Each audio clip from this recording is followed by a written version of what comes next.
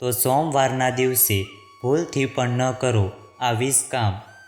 હિન્દુ શાસ્ત્રો મુજબ અઠવાડિયાના દરેક દિવસ કોઈને કોઈ દેવી દેવતાઓને સમર્પિત છે અને એ જ રીતે સોમવારનો દિવસ ભગવાન શિવને સમર્પિત છે. એવું માનવામાં આવે છે કે ભગવાન શિવની આરાધના કરવા માટે સૌથી શ્રેષ્ઠ દિવસ સોમવારનો દિવસ ગણવામાં આવે છે.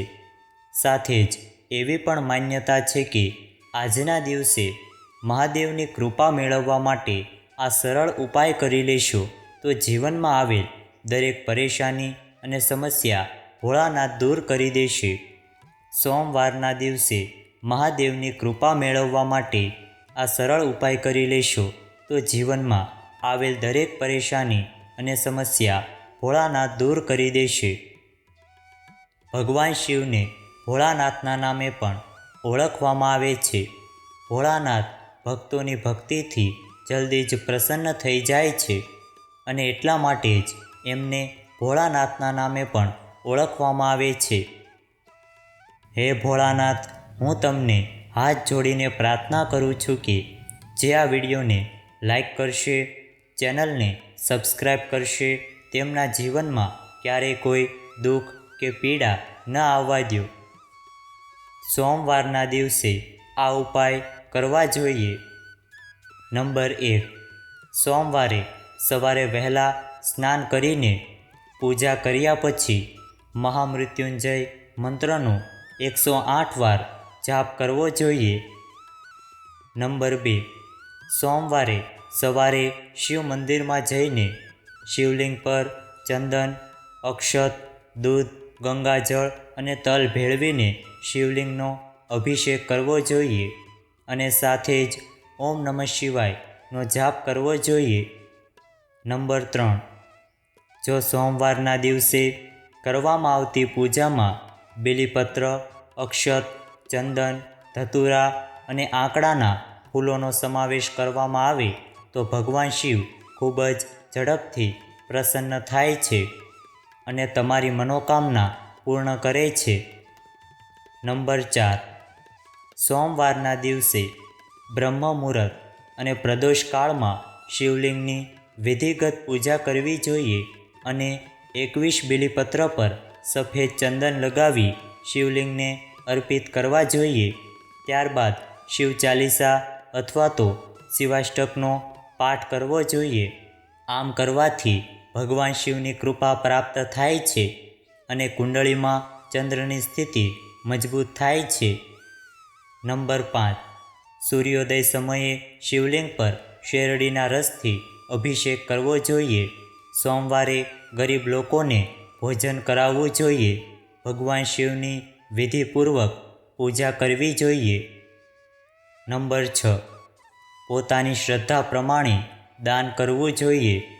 સોમવારે શિવ મંદિરમાં રુદ્રાક્ષનું દાન કરવું જોઈએ. સફેદ વસ્ત્રોનું દાન કરો. સોમવારે દાન કરવાથી ભગવાન ભોળાનાથ ખૂબ જ પ્રસન્ન થાય છે.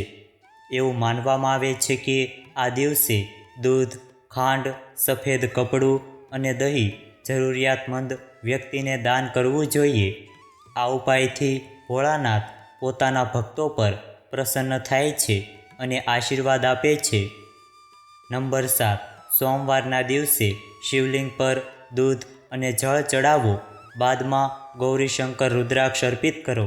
બાદમાં ઘી, ખાંડ, ઘઉંના લોટનો ભોગ ધરાવી આરતી ઉતારો. સાથે જ પ્રદોષ કાળમાં ચોખા, દૂધ, ચાંદી વગેરેનું દાન કરો.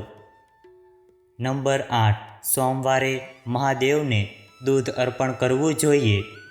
દૂધનો અભિષેક કરવાથી ભોળાનાથ ખૂબ જ પ્રસન્ન થાય છે. શંકરજીને ધતુરા પણ ખૂબ જ ગમે છે, તેથી જ તેમને ચોક્કસપણે ધતુરો અર્પણ કરો. નંબર 9. જો તમે સખત મહેનત કરી રહ્યા છો અને તેમ છતાં પરિણામ નથી મળતું તો સોમવારે શિવ મંદિરમાં જઈને શિવરક્ષા સ્ત્રોતનો પાઠ કરો. આ ઉપાયથી તમને ફાયદો થશે. તેનાથી તમે માનસિક રીતે મજબૂત બની શકશો. નંબર 10. જે લોકોના લગ્ન નથી થઈ રહ્યા અથવા તો તેમના લગ્ન જીવનમાં કોઈ પણ પ્રકારની સમસ્યાઓનો સામનો કરવો પડી રહ્યો છે તેમણે સોમવારે સવારે વહેલા ઉઠીને સ્નાન વગેરે કરીને ભગવાન શિવની પૂજા કરવી જોઈએ. તેમને અભિષેક કરવાની સલાહ આપવામાં આવે છે. આમ કરવાથી તમારા જીવનમાંથી લગ્ન સંબંધિત તમામ સમસ્યાઓ જલ્દી જ દૂર થઈ જશે. સોમવારના દિવસે શું ન કરવું જોઈએ? નંબર 1. સોમવારે રાહુનો સમયગાળો સવારે 7:30 થી 9 સુધીનો રહે છે. તેથી આ સમયે કોઈએ મુસાફરી કરવી જોઈએ નહીં અથવા તો કોઈ પણ શુભ કાર્ય શરૂ કરવું જોઈએ નહીં. સોમવારે પૂર્વ, ઉત્તર અથવા તો અગ્નિ દિશામાં મુસાફરી કરવાનું ટાળવું જોઈએ. નંબર 2. શનિ સંબંધિત ખોરાક જેમ કે રીંગણા, ફણસ, સરસવ, કાળા તલ, અડદ, મસાલેદાર શાકભાજી વગેરે ન ખાવા જોઈએ. શનિ સંબંધિત કપડાં જેમ કે કાળા, વાદળી, જાંબલી કે ભૂરા રંગના કપડાં ન પહેરવા જોઈએ. નંબર 3. દેવોના દેવ ભગવાન મહાદેવને પીળી મીઠાઈનો ભોગ ન ચડાવવો જોઈએ. આ દિવસે તમારી માતા સાથે કોઈ પણ પ્રકારનો વિવાદ ન કરો. આ સિવાય સોમવારે લડાઈ ઝઘડા ન કરવા જોઈએ. કોઈનું અપમાન પણ ન કરવું જોઈએ. નંબર 4.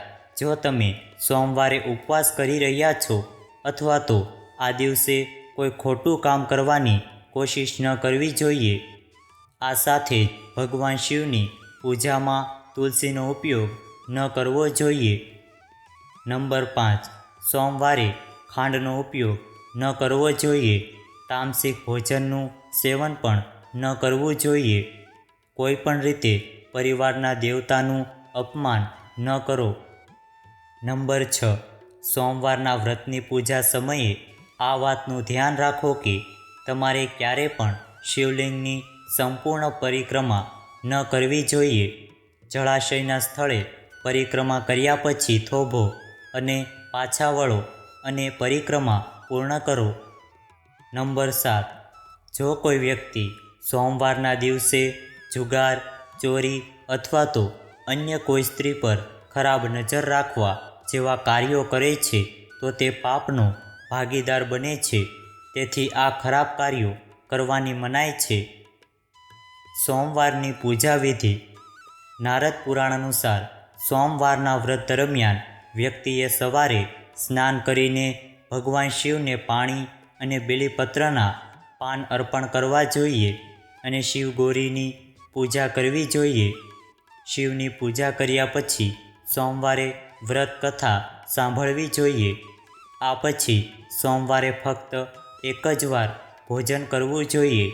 સામાન્ય રીતે સોમવારનું વ્રત દિવસના ત્રીજા સુધી ચાલે છે, મતલબ કે સાંજ સુધી રાખવામાં આવે છે.